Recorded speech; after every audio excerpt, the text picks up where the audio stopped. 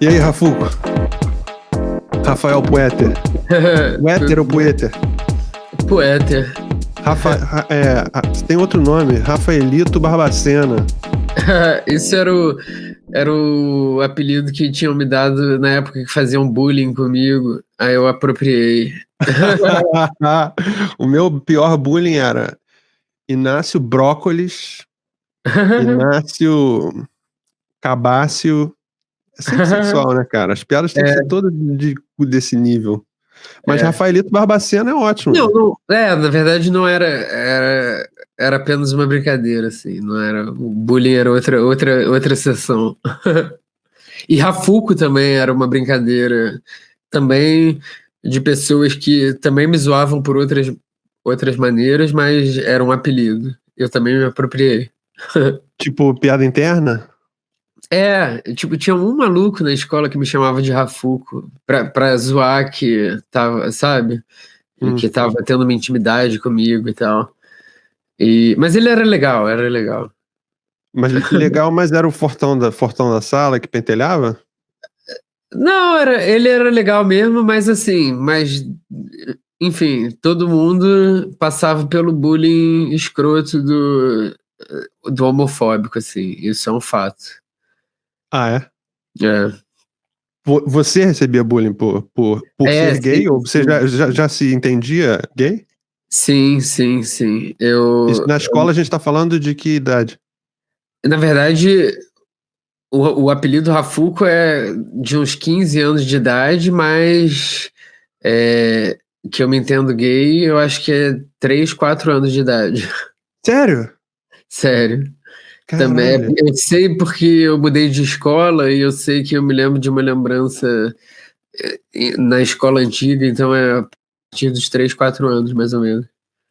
Uma lembrança compartilhável? É compartilhável, não? Eu vi um amigo pelado e a gente estava tomando um banho de mangueira e eu fiquei muito nervoso. Eu não sei como eu sabia.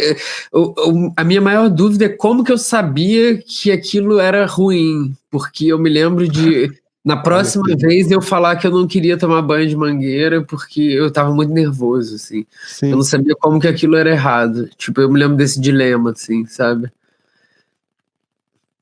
Como que aquilo era errado. Tentando lidar com... Tipo... Eu sabia que tinha alguma coisa que eu não podia sentir, sabe? Não entendia nem o sentimento, mas já sabia que era proibido. Exatamente. Isso é a minha dúvida, assim. Como que eu soube disso? Uhum.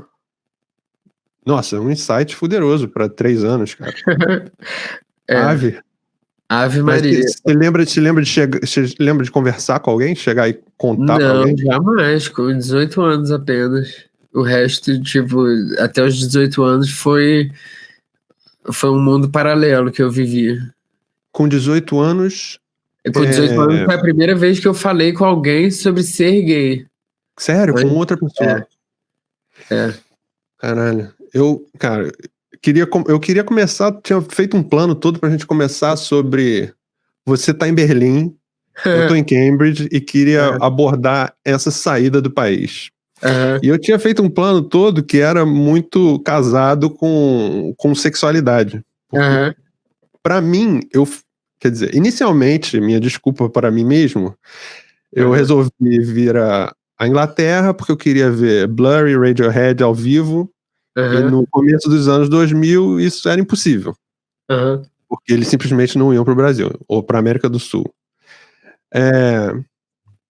Bom, e depois cheguei aqui e conheci homens ingleses e a masculinidade inglesa. E aí que eu fui entender do que eu tava fugindo no Brasil. Tava fugindo de uma opressão que eu tinha me tornado muito um macho brasileiro, a ponto de eu não ter espaço para reconhecer e investigar a minha própria sexualidade. Sim. Tipo, eu tinha que ser um macho brasileiro, eu era um macho brasileiro, e nunca parei para pensar, pô, será que eu sou gay então? Não me dei esse espaço. Não olhei pro lado, não olhei para um homem e falei, eu gosto? Não sei. Que eu sempre presumi que eu era heterossexual.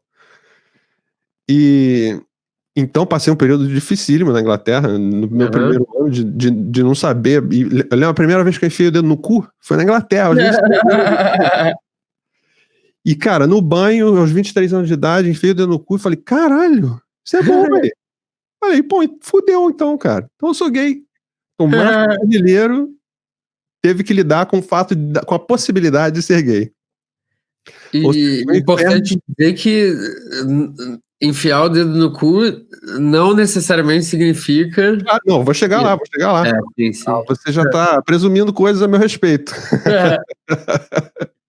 Então, e passei 6 meses assim, meu Deus do céu, cara, enfiei o dedo no cu, gostei, é gostoso, e tô olhando outros homens de, pô, são legais comigo, não tem aquela coisa machona brasileira, tô gostando de outros homens, acho legal.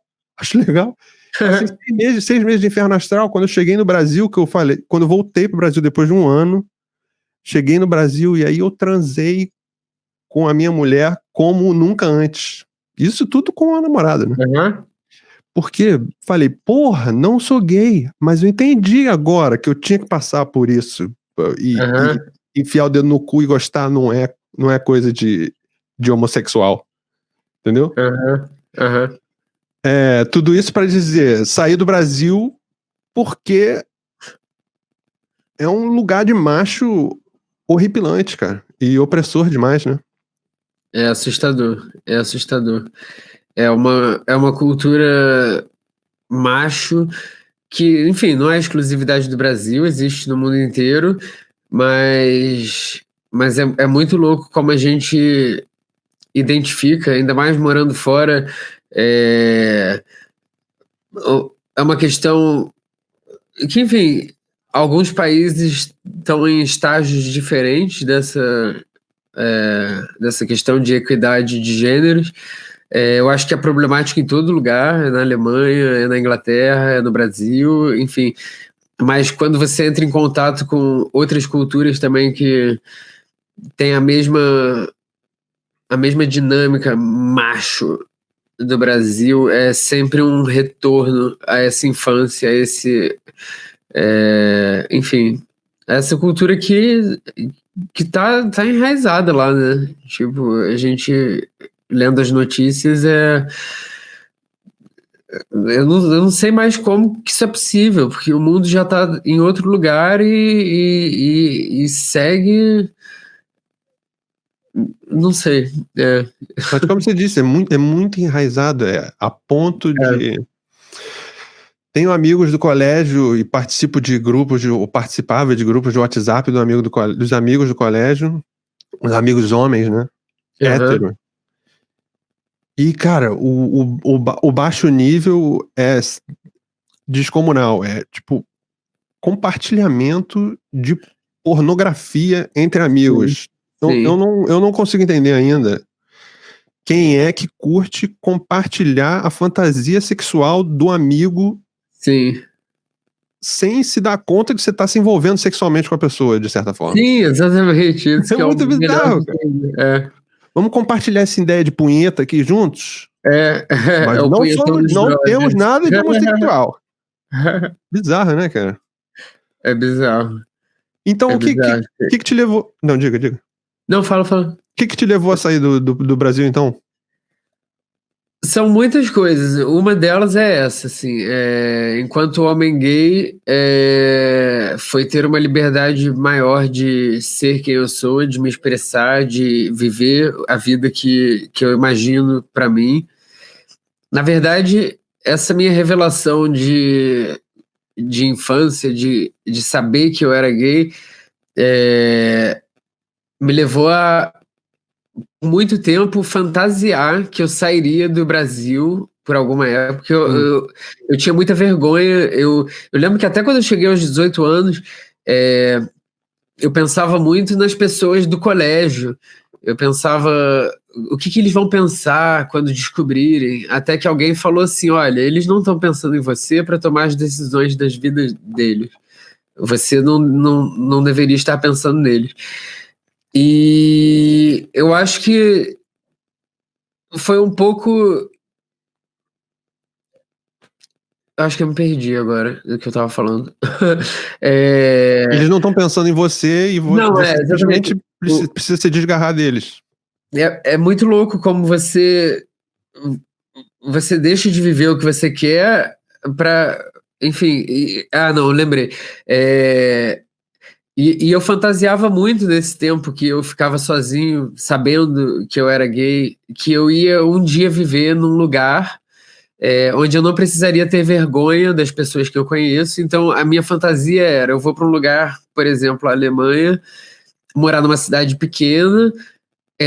Eu achava que com 18 anos você tinha independência instantânea, então eu pensava: vou fazer 18 anos, eu vou fugir, como sem deixar rastros, não vou avisar para minha família, não vou avisar para os meus amigos, e vou para um lugar onde eu não vou conhecer ninguém e começar uma vida nova onde eu vou poder ir para o bar gay, porque eu era uma criança com uma sexualidade muito aflorada dentro de mim só, apenas, mas eu fantasiava muito, assim, viver essa sexualidade em algum lugar onde eu não conhecesse ninguém. Acabou que, por outros meios tortos, eu acabei aqui também buscando essa liberdade, mas quando eu cheguei aqui eu já estava em outro estágio da minha vida e eu percebi que era possível compartilhar a vida afetiva e a vida sexual, e existir nesses dois mundos, assim, que na verdade é o mesmo mundo. Esse é um dos motivos, então. Mas você teve Sim. outros? Ou... Tem outros, assim, eu acho que são questões básicas de vida, de qualidade de vida. Eu acho que a gente não pode esquecer de onde vem essa qualidade de vida de quem mora fora, em especial quem mora na Europa. A qualidade de vida na Europa é muito alta, mas é baseada em processos que são responsáveis pela baixa qualidade de vida no Brasil, assim. Então não quero parecer aqui deslumbrado, mas de fato eu não conseguia mais, eu estava tendo ataques de pânico e eu não conseguia mais ser feliz, eu não estava conseguindo existir no Rio de Janeiro vendo tanta coisa tão perto acontecendo, assim, sabe? Eu me lembro que depois de estar morando aqui há 2 anos, eu voltei para o Brasil para visitar, e eu me lembro de passar no Largo do Machado, no Rio de Janeiro, e ver 2 crianças dormindo na calçada, assim. E é muito louco, muito louco, porque quando você vive ali, você tem que ver isso e continuar a sua vida, porque Você senão perde a você não vai sensibilidade. viver. E você perde a sensibilidade. E quando eu vi aquilo, estando de fora, eu percebi: eu não quero nunca perder essa sensibilidade de novo, porque são crianças dormindo no chão do asfalto duro. Você não tem nada para fazer. Eu não posso, quer dizer, eu posso, óbvio, dar dinheiro, mas o dinheiro vai acabar amanhã. Eu não posso chamar a polícia, eu não posso chamar um serviço social, porque a polícia vai ser muito violenta, a sociedade vai apoiar, a mídia vai apoiar. Então, toda essa conjunção de fatores estava me deixando completamente imóvel. E aí eu pensei: eu acho que para mudar alguma coisa, a gente precisa primeiro existir. E aí alguém me falou, nem me lembro quem, um amigo me deu um conselho de... É como no avião, quando as instruções de um avião quando está caindo. Primeiro você tem que botar a sua máscara para depois botar a máscara de uma pessoa que não consegue botar, um idoso, uma criança. Então é isso. A minha decisão foi botar a minha máscara para que eu possa existir, e existindo que eu possa contribuir para que algo mude no lugar de onde eu vim. Sim. Então, nesse caso, você está se referindo a botar a máscara por conta do seu trabalho. Porque você tem um trabalho ativista intenso e muito longo. Você passou 6, 7, 8 anos fazendo isso, ou mais. Pelo menos que eu acompanhei tem uns 8 anos. Uhum. E isso deve ter tido uma carga emocional para você. Nesse sentido, você se refere a botar a máscara primeiro para poder ser ativista depois? Sim, completamente. Porque é isso, eu, eu acho que eu não ia contribuir para nada se eu tivesse deprimido, e eu continuo deprimido, eu continuo frustrado e insatisfeito com um monte de coisa, mas eu preciso viver a minha vida como eu quero, e eu, dotado dos meus privilégios, eu vou fazer o que eu puder para que eu possa estar bem e feliz, e assim eu possa continuar a fazer esse trabalho.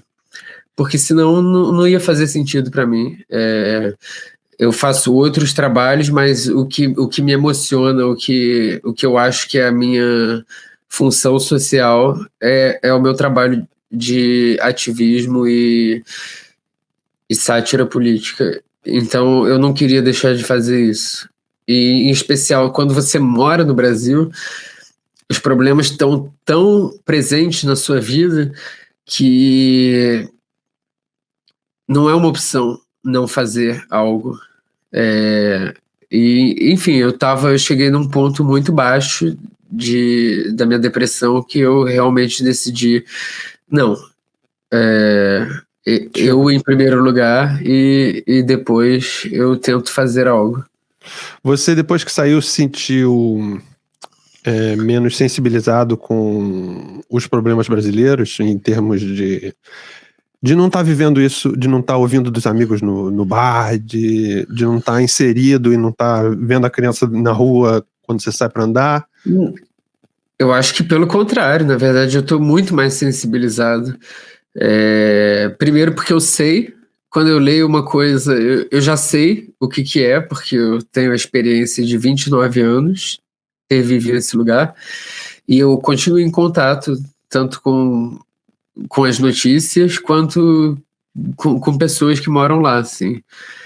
Então acho que essa sensibilidade, na verdade, aumentou. Tem muita gente aqui amigos meus daqui que falam, você mora aqui agora, você tem que falar daqui, mas eu não vou esquecer nunca. É parte do que eu sou. E irei falar pro resto da minha vida. Eu acho que, enfim.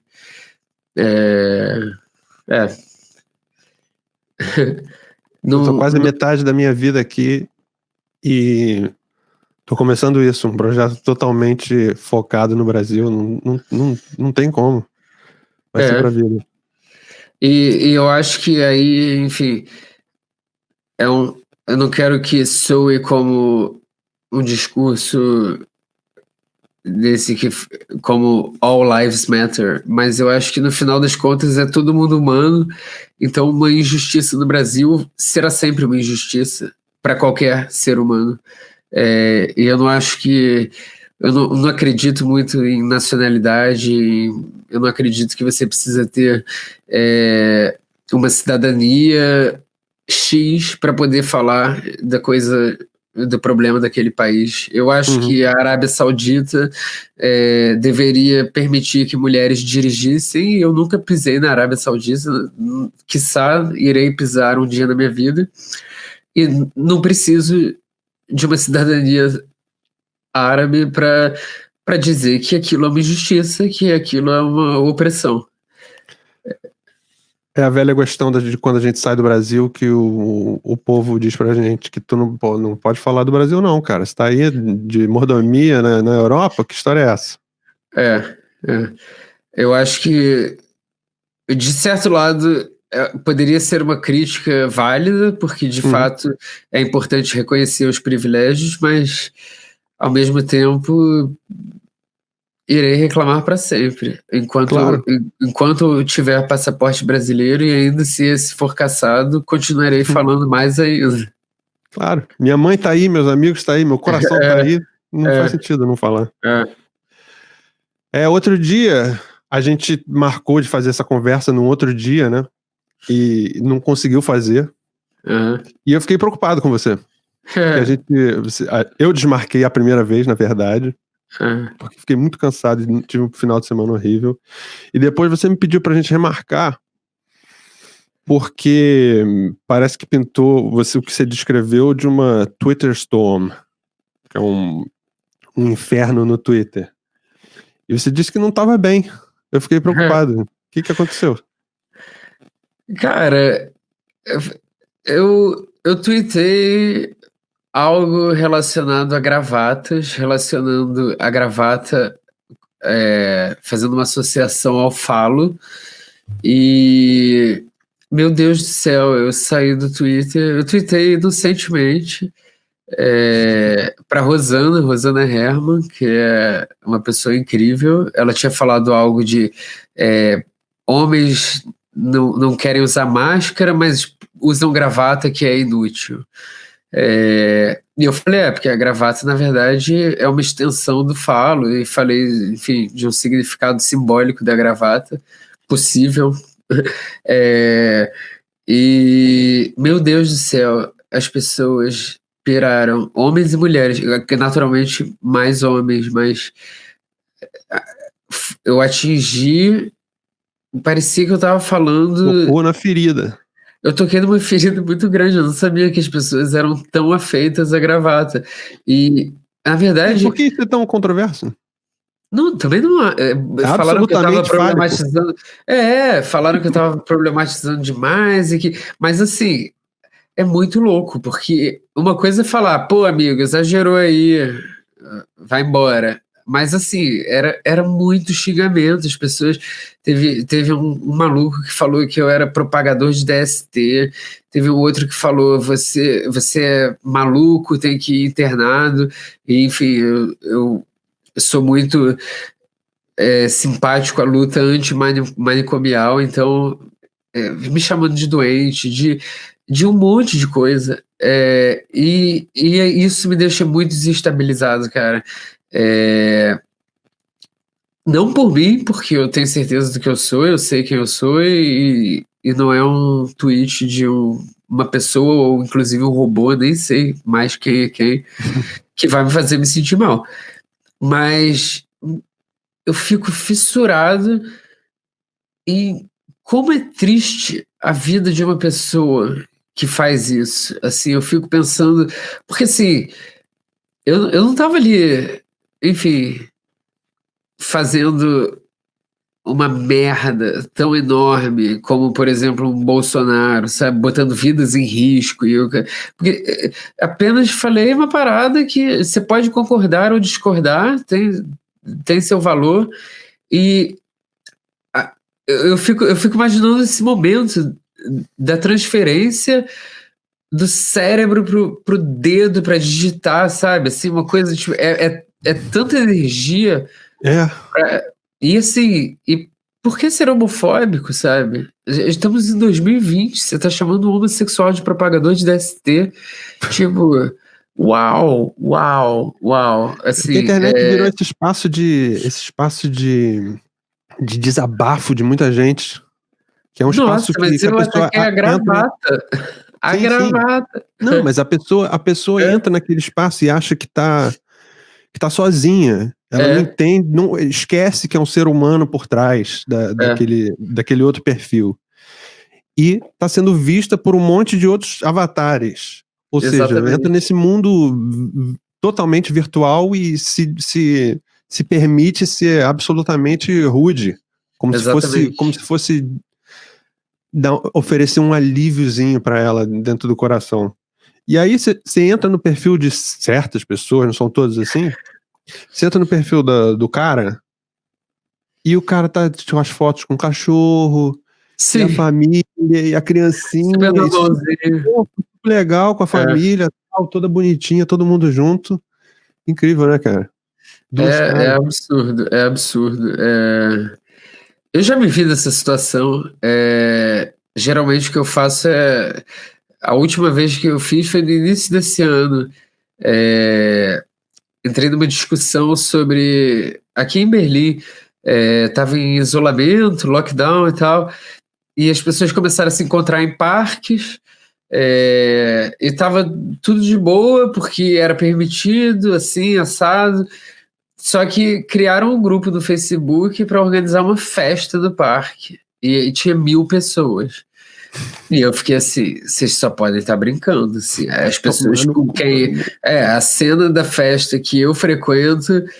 E me botaram no grupo, alguém me botou por acidente, e eu falei assim, gente, o cérebro de vocês derreteu, não há condições, estamos no meio de uma pandemia, as pessoas já estão socializando no parque, é uma socialização necessária e que está dentro das regras do lugar onde a gente está vivendo, mas não dá para você convocar uma reunião de 1.000 pessoas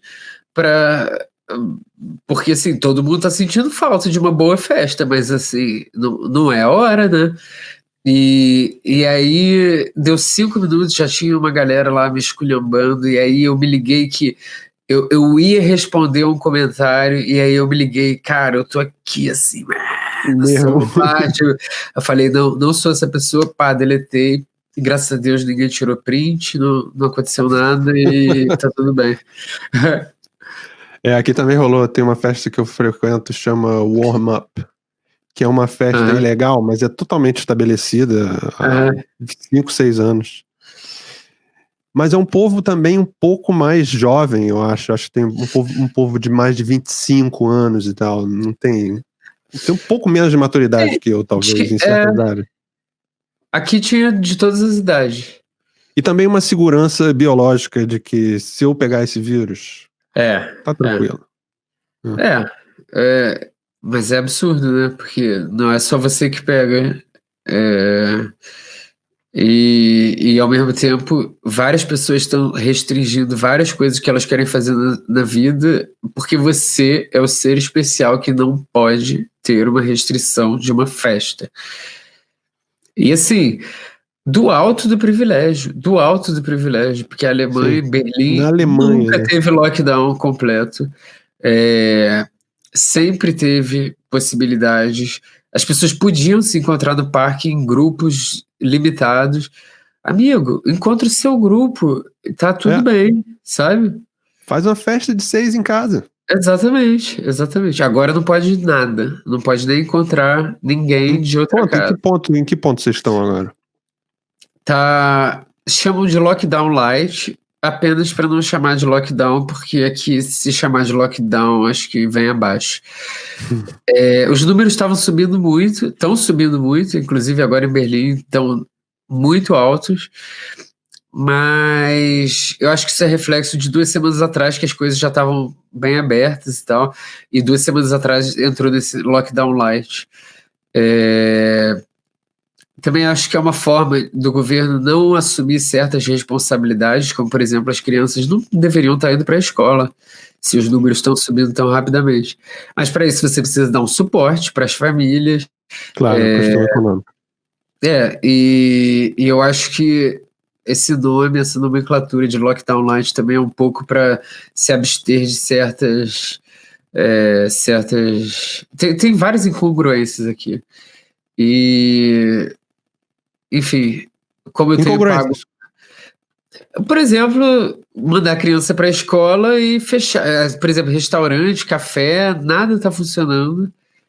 Mas loja tá, porque a Alemanha não pode parar, porque o comércio não pode parar, porque é Natal daqui a pouco. A intenção era fechar por novembro inteiro para os números caírem, para as pessoas poderem viajar no Natal para suas famílias. Poderem comprar no Natal. Alemanha, mas a Alemanha sem Natal ia ser a revolução de 2020, se cancelarem o Natal. Então eles fizeram de tudo para poder, pelo menos, ter o Natal, o que eu acho hilário, porque, enfim, super cristão, mas enfim, a Merkel é do Partido Cristão, então tá tudo certo. Mas a religião do capitalismo também, né? O Natal não é necessariamente o ser cristão, é ser capitalista. Comprar presente. E a Alemanha é um país hipercapitalista, então tá tudo entre amigos. Que foi engraçadíssimo, tipo, o Boris Johnson sabia já que ia ter que fazer um lockdown, sério, porque os números estavam crescendo muito, mas ele começou a preparar a população que o lockdown ia rolar, mas com uma ressalva. O Natal tá tranquilo. Os feriados muçulmanos... a mesma coisa. Os feriados muçulmanos, foda-se. Lockdown rolou. Mas o Natal, todo mundo vai ficar relaxado. Vai poder fazer compras de Natal, fazer sua árvore, matar a vovó e o vovô. Total, é isso aí. Muito bom, cara. E quando é a próxima entrevista? Então, ainda não sei. O meu live show é sazonal, depende das respostas de entrevistados. Uhum. Eu tenho alguns em mente, mas enfim, alguns eu já contactei e ainda não responderam. Eu tenho 3 entrevistas em mente ainda. E eu tô esperando, se eles não responderem, eu procurar alguém para substituir. Pô, isso é complicadíssimo, né, cara? Eu tô lidando com esse paradigma, com essa encheção de saco que é, se você se dá conta, ou pelo menos no meu caso, você é muito diferente, mas se dá conta da sua pequenez. Não, mas é a mesma coisa, é a mesma coisa. E só tem um jeito, né? Você tem que passar por isso. Tipo, escrever, a pessoa nem vê a mensagem, você volta na mensagem 3, 4 vezes por uma semana e, tipo, ignorado totalmente. Não, eu entendo de certa forma, porque uma vez que você não conhece, você não sabe, dependendo de quem é, eu entendo que certas pessoas que eu escrevi também têm suas vidas tão atribuladas que eu não vou também nem ficar, como se diz, eu não vou ficar nem chateado com isso. Mas enfim, não, tem sempre gente legal disposta a participar e tanta gente legal acessível, e acho que é possível também. Mas eu gosto muito do formato dessa sua segunda temporada, né? Pra quem não sabe, você fez 10 no... Foi o quê? 2015? Foi 2014. 2014, você fez 10 que foram muito legais. E seu plano é fazer 10 dessa vez? São 10. Eu já tenho 7. Tem 7. E você tá travando uma batalha etimológica, morfológica, não sei, está travando uma batalha de tentar definir certas palavras, certos conceitos, cada convidado com uma, e são palavras que têm conceitos muito amplos, né? Ou seja, você diz que para uma mesma palavra, diversas pessoas têm diversos entendimentos dessa mesma palavra e isso prejudica a nossa comunicação. Isso. Na primeira temporada, eu fiz entrevistas como um ser político em formação. Então, eu estava perguntando para as pessoas cujo posicionamento eu admirava, coisas que eu tinha aprendido com elas, mas também coisas que eu gostaria de aprender. E eu pensei, na verdade, são perguntas que eu gostaria de fazer, de qualquer forma, e eu pensei, por que não gravar e compartilhar com mais gente que possa ter as mesmas perguntas e fazer parte dessa discussão.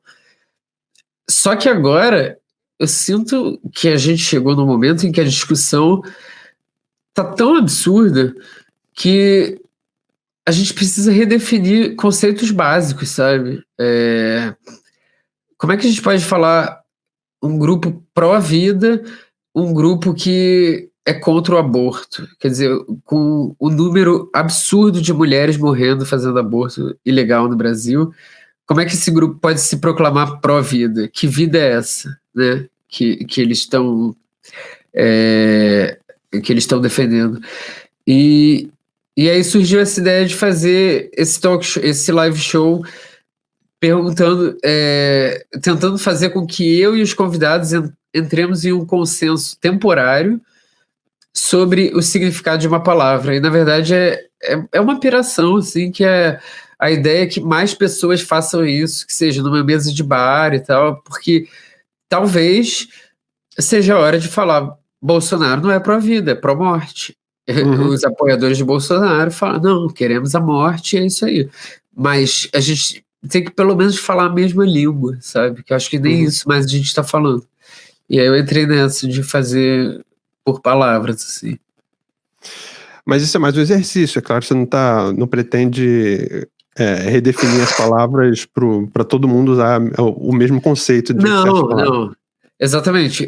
A ideia é fazer um pequeno glossário de grandes palavras, fazer um PDFzinho assim, bonitinho no final, mas inclusive isso surgiu na primeira entrevista com a Laerte, que eu perguntei o que é vida, e em algum momento ela falou: eu não tenho condição de dar uma definição sobre o que é vida, uma definição permanente. E aí a gente chegou à conclusão de que somos feitos de água e estamos em constante mutação, então toda definição que a gente chegasse seria representaria aquele momento específico, como se diz assim, uma interseção dos pensamentos dessas duas pessoas nesse espaço e tempo. E eu acho que é um exercício que a gente precisa praticar mais, sabe? Cada vez em mais conversas. Essa definição é restrita àquele momento. Tanto que as definições que a gente chega no final tem várias piadas que são piadas internas, são coisas de quem viu ou até quem não viu pode imaginar como foi aquele momento, assim. Representam aquela conversa. Tem uma frase do Carlos Magno, imperador de Roma, que diz que o segundo idioma alguém que fala em um segundo idioma é alguém que tem uma segunda alma. Ou seja, o idioma e a linguagem moldando a realidade.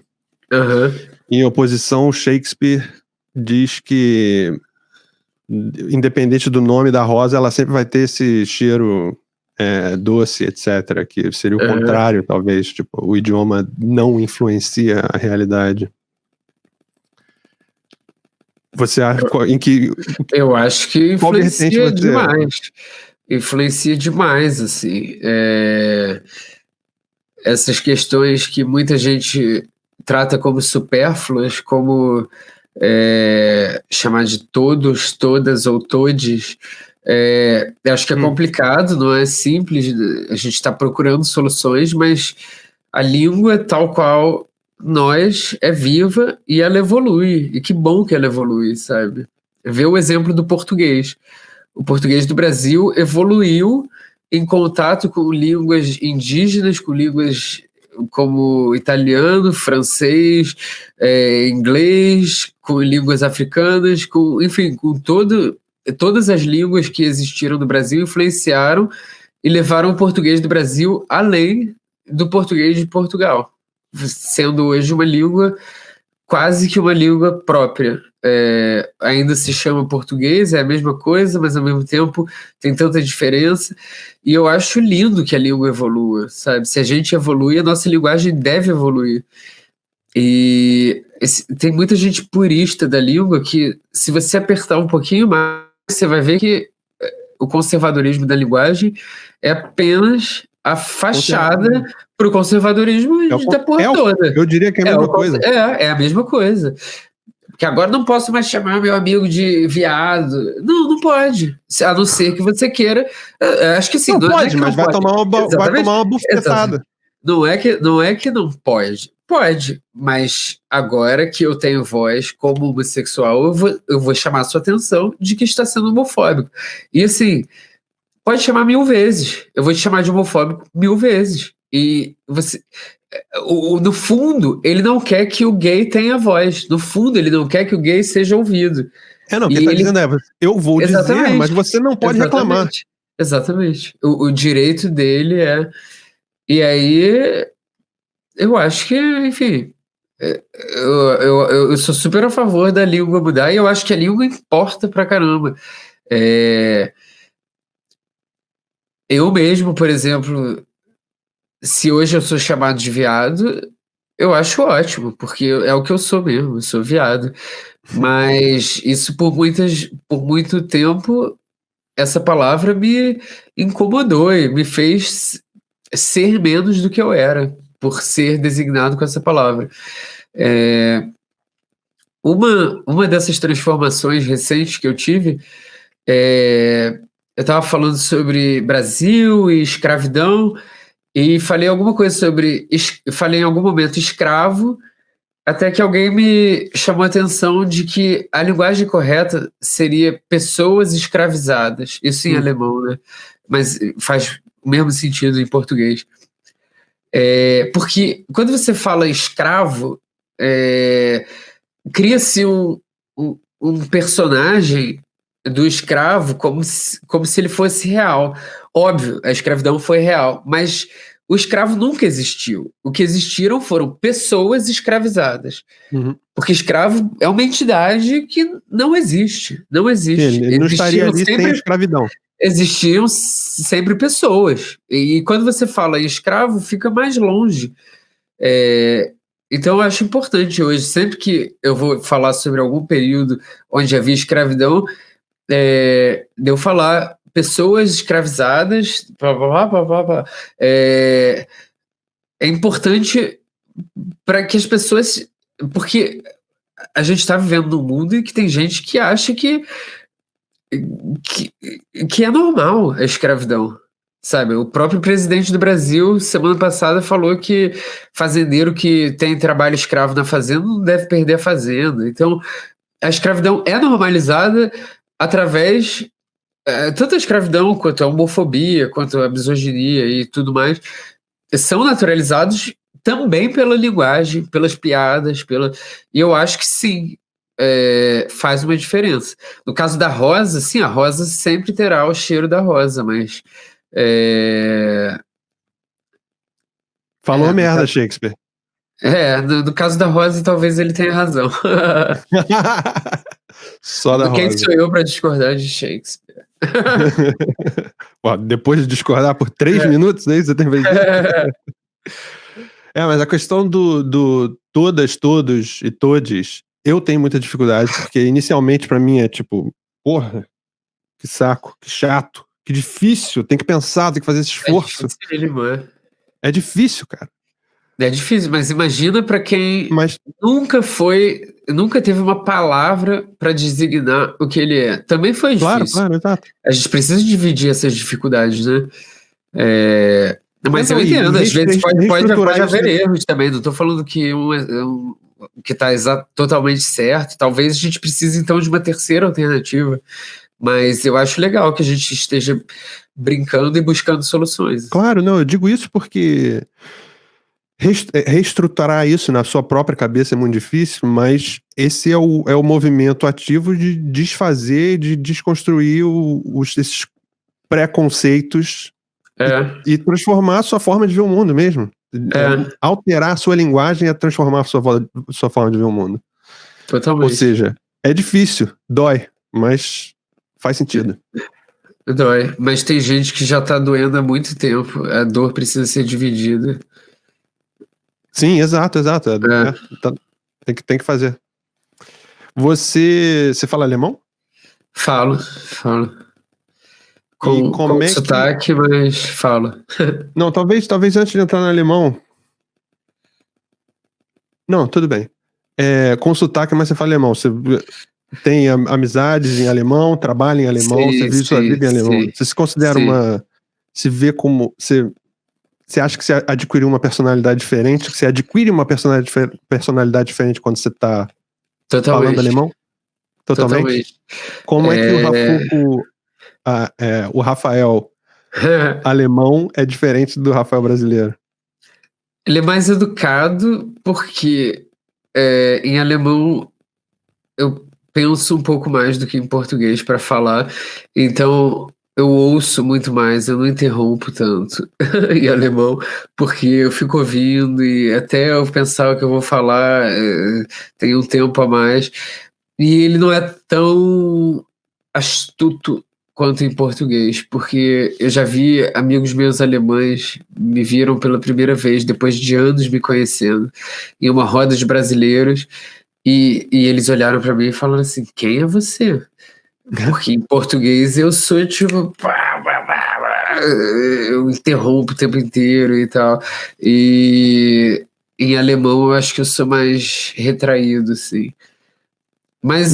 E é difícil fazer também piada ou ironia em outra língua, porque às vezes você precisa da palavra exata e se falta a palavra exata, e no alemão, cara, tem umas pequenas variações que se você perder o prefixo errado, você perde a piada, e aí eu prefiro não fazer. Então eu sou bem mais quieto em alemão, o que é bom também. Eu acho que me aquieta pra vida também. Isso são questões técnicas de estar falando uma segunda língua, de uma segunda língua que você Sim. não é perfeitamente nativo. E com relação a... Eu tô pensando aqui, por exemplo, parece que em italiano as profissões são todas no masculino. Uhum.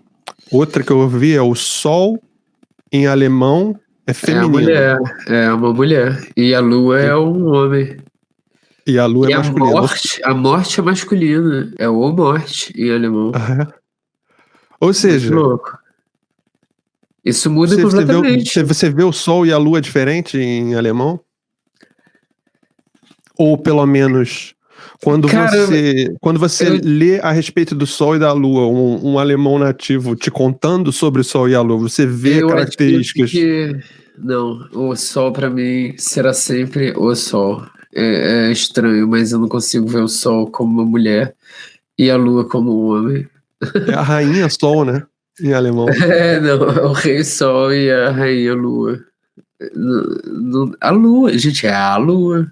Não tem, que discussão é essa? Eu erro muito gênero, mas aí eu fico pensando assim, já teve uma época que eu pensava assim, não, eu preciso aprender mais, preciso me dedicar a estudar. Aí depois eu penso, cara, e aqueles alemães que vão pro Brasil, vivem há 30 anos lá e falam, eu vou pegar a jornal, eu falo com esse sotaque aqui também, foda-se, sabe? Pegar a jornal. E aí eu vou nessa de...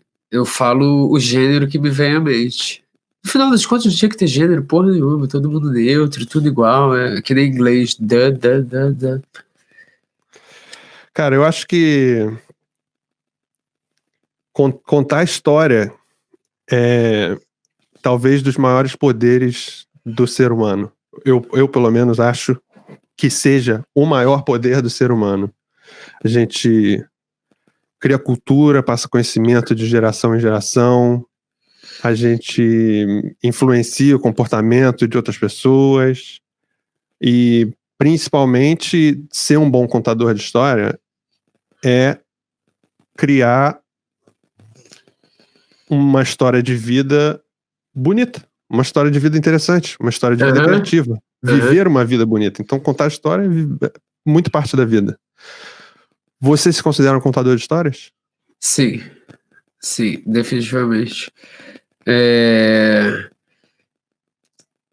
Antes de ativista, antes de comediante? Na verdade, antes de qualquer coisa. A verdade, o que eu acho é que eu sou um bobo. A minha maior pira é que é isso, eu sou um bobo, eu nasci um bobo e eu serei um bobo pro resto da minha vida. E o bobo é a pessoa que... palavra, você é o bobo bufão. É o melhor dos sentidos. E é o bobo aquele que é o responsável por mostrar as contradições que ele vê na frente dele, e apontar para elas e chamar atenção para elas e ser inconveniente, e ser um reflexo daquilo que ele vê na sociedade, em especial as contradições. E o bobo é um contador de histórias, e eu acho que ao contar histórias, ao criar realidades alternativas, a gente pode mostrar o quanto é absurda a realidade em que a gente vive. Se eu crio uma realidade mais absurda, como, por exemplo, a ditadura gay, eu faço um vídeo sobre a ditadura gay, uma performance e tal. Essa é uma forma de mostrar como a realidade que a gente vive é tão absurda quanto aquilo.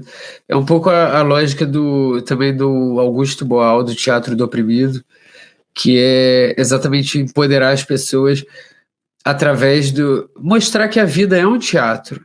Estamos todos encenando, porque não tem diferença nenhuma entre eu e o, sei lá, um bilionário, Bill Gates. Somos pessoas, mas todo mundo acredita que ele tem direito X, Y, Z e eu tenho direito ABC e outras pessoas têm nenhum direito. E somente porque todos acreditam que, de fato, a outra pessoa não tem direitos, eu tenho só os direitos que eu tenho e ele tem os direitos que ele tem. E eu acho que a partir do momento que a gente entende que isso é tudo uma encenação, é tudo uma combinação, a gente pode se tornar ator das nossas próprias narrativas e autor das nossas próprias narrativas e mudar essas narrativas. Claro que não é simples assim, apenas eu vou reescrever a história do mundo, mas se eu reescrever a minha história, eu acho que eu ajudo a reescrever uma narrativa, uma história do mundo. Escrever e contar a história, né? Exatamente, são questões de todo mundo concordar. Por exemplo, o valor do dinheiro. O valor do dinheiro é diferente para todo mundo, mas a gente concorda que essa entidade dinheiro tem tal valor. Exatamente. Corporações, por exemplo. Estou falando muito do Sapiens, no livro do israelense. Corporações são coisas inexistentes, não concretas, que todo mundo concorda que sejam essas instituições e pessoas jurídicas que acabaram sendo super poderosas. Eu não sei onde eu estava indo com isso. Mas bom, vou passar de assunto. Você falou, já conversou com... Estava vendo o Obama hoje, sendo entrevistado pelo Bial, e fiquei muito honrado de estar te entrevistando, porque eu tô há duas entrevistas de entrevistar o Obama. Ou seja, um belo começo para mim. Você já conversou com o Bial, você já quase tentou conversar com pais. Você conversou... Você não conversou com o Silas Malafaia? Não, com ele eu não quero nem papo. É isso, a minha pergunta é essa, você gostaria de conversar com o Silas Malafaia, não? Cara, você sabe que... Não, com o Silas Malafaia não tem o que falar, não. Eu já quase não. Eu já quis entrevistar o Bolsonaro. Inclusive, na época que eu queria entrevistar ele, na época do talk show ainda, eu cheguei a conseguir o telefone dele. Eu tinha o telefone dele no meu celular. Mas eu decidi não entrevistar porque na época eu achava que eu entrevistando o Bolsonaro eu estaria dando muita voz a uma coisa que... Porque, assim, não teria sentido para mim. Eu sei o posicionamento dele sobre várias coisas. Eu não quero saber o que ele pensa sobre isso, porque eu acho que é absurdo e eu não quero usar as minhas plataformas para dar voz a essa pessoa. Eu acho que o Pedro Bial é um caso bem diferente, porque com o Pedro Bial eu acho que ainda existe um diálogo, apesar da gente pensar em várias questões diametralmente opostas. Eu acredito que ali há um espaço para diálogo que não há com o Silas Malafaia ou o Bolsonaro. Ali realmente Então o seu limite estaria em algum lugar entre o Silas Malafaia, Bolsonaro e o Bial. Você consegue pensar quem seria a última pessoa desse limite? Acho que foi o Pedro Bial. Foi o Pedro Bial. O Eduardo Paes já é um pouco fora do meu limite, mas eu acho que é necessário, quando uma pessoa ocupa um cargo público, ela tem que prestar satisfação, ela tem que dar entrevista para quem quiser entrevista com ela. E eu acho que o Eduardo Paes é um arregão, assim. Eu tenho pouquíssimo respeito por ele, porque, assim, eu não entendo porque ele não deu a entrevista, assim, honestamente. Ele confirmou, tem um vídeo dele confirmando. Não, é um sabonete, né? O Eduardo Paes é um sabonete, é um panela Tefal. Ele escorrega para onde tiver que escorregar para para sair de qualquer situação. Disse que aceitou, mas tinha assessores na época, o Rafael Lisboa, que é um assessor dele, que bloqueava todas as minhas formas de entrar em contato com ele. E eu não sei por quê, porque eu tinha perguntas ótimas para fazer para ele. Ótimas. Tinha? Tinha, ainda tenho. Não, não vou falar. Não, jamais. um dia, quando ele me der entrevista, ele vai guardar para ser de surpresa. Mas então, você permanece na busca por conversar com o Paes? Bom, provavelmente vai ser o novo prefeito do Rio de Janeiro. Acho que eu posso tentar mais uma vez. Quem seria a sua preferência de ser prefeito do Rio de Janeiro? Ideal ou entre Paes e Crivella? Ideal. Olha, eu acho que tem, não sei, podia ser um Chico Alencar, podia ser uma pessoa, na verdade tem o Tarcísio Mota, a Renata Souza, a Marielle Franco, que infelizmente não é mais possível, mas talvez todos que eu tenha falado são do PSOL, mas até mesmo a Benedita, eu acho que assim, todos que eu falo aqui são pessoas de quem eu gostaria de fazer oposição, porque eu acho que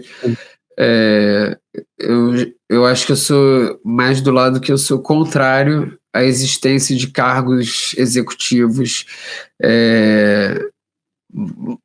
mas se tem que existir, que sejam pessoas sensatas, que sejam pessoas que têm alguma sensibilidade, sabe? Que não são psicopatas.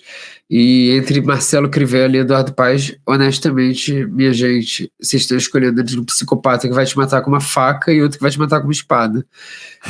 A real é que os dois estão cagando para você, os dois estão andando de braços dados com as milícias, os dois vão andar colados com o Bolsonaro, e honestamente eu espero que o Crivella ganhe, porque se é por cálculo eleitoral, que o Rio se foda feio para que em 2022 o Bolsonaro caia mais forte ainda. Então, porque o Eduardo Paes é apenas o bolsonarismo invernizado. Ele é um monstro. Então, por falar em cálculo, vi a Angela Davis falando sobre a Kamala Harris. E a Angela Davis dizendo que a Kamala meio que dourou, ela servisse meio que dourou a pílula da chapa Biden e facilitou para ela apoiar o Biden nesse sentido.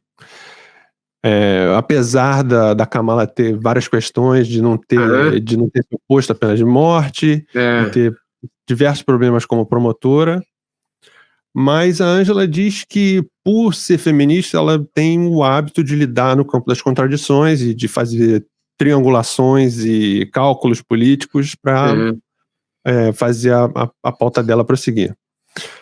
Você questiona esse tipo de triangulação e de cálculo político? Não, isso não é para mim. Você recentemente falou, se envolveu muito com a questão Marta Rocha, no Rio de Janeiro. Eu acho, primeiro, que esses cálculos são... Olha, eu não estou falando do cálculo da Angela Davis, porque isso é outra questão. Existem, realmente, a minha utopia, eu tenho que reconhecer que eu acho que ela é possível, tanto que eu ainda acredito nela. Mas o fato dela não ser possível agora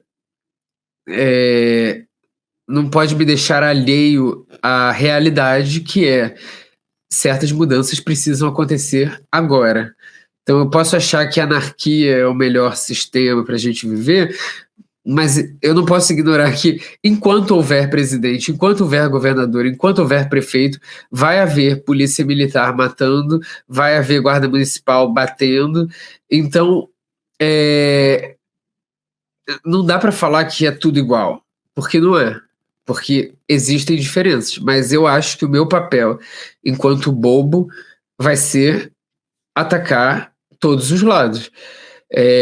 Óbvio que existe certa sensibilidade de saber, ok, agora eu posso calar um pouco minha boca, porque não é o momento de bater em gente que já está enfraquecida e cuja vitória vai trazer mudanças reais na vida de muitas pessoas. É muito fácil eu, do alto do meu privilégio, falar, não importa qual prefeito, qual governador for eleito. Não, importa, porque um vai mandar a polícia descer o cacete e outro talvez, espero, fale que não, sabe? O problema é que no Rio de Janeiro agora botaram 2 que vão descer o cacete do Cabelô, então não sei nem qual é. Mas na questão da Marta Rocha, eu acho que é um cálculo completamente descabido. É um pessoal de esquerda que se diz antifascista pedindo voto para uma delegada de polícia cuja atuação é pavorosa no governo Cabral, sabe?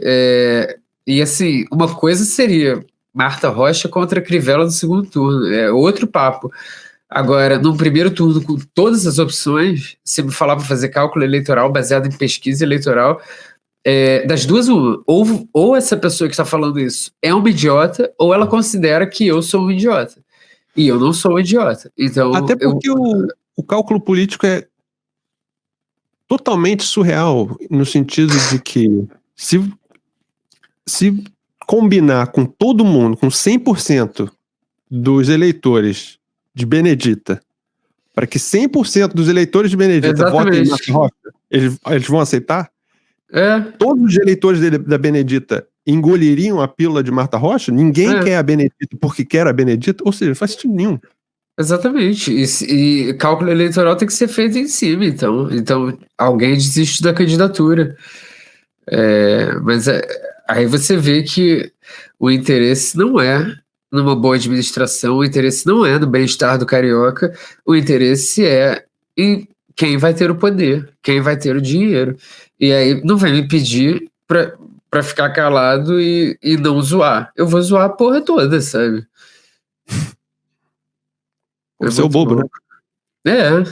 A função social. É a função social, ou a disfunção social.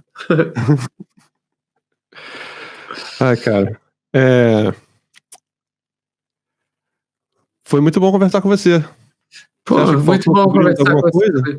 Não, quer dizer, falta um monte de coisa, mas acho que a gente falou de muita coisa também, né? Senão as pessoas têm mais o que fazer também. Em algum momento vai cansar. Não, e você volta, né? Sim, quando você quiser. E eu só queria te deixar com uma pergunta. Rafael, o que é linguagem? Tô de sacanagem. Conversa para 3 horas agora, né? Não, mas eu acho interessante, desculpa, eu queria só... Eu acho que a linguagem é a forma que a gente tem de evoluir, assim. Eu acho que a linguagem é quando a gente deixa de ser indivíduo e tenta virar um organismo complexo, uma sociedade. Acho que a linguagem é importantíssima. E o que é a linguagem? Eu acho que a linguagem é a ferramenta que vai nos levar além. Ferramenta de evolução. Foucault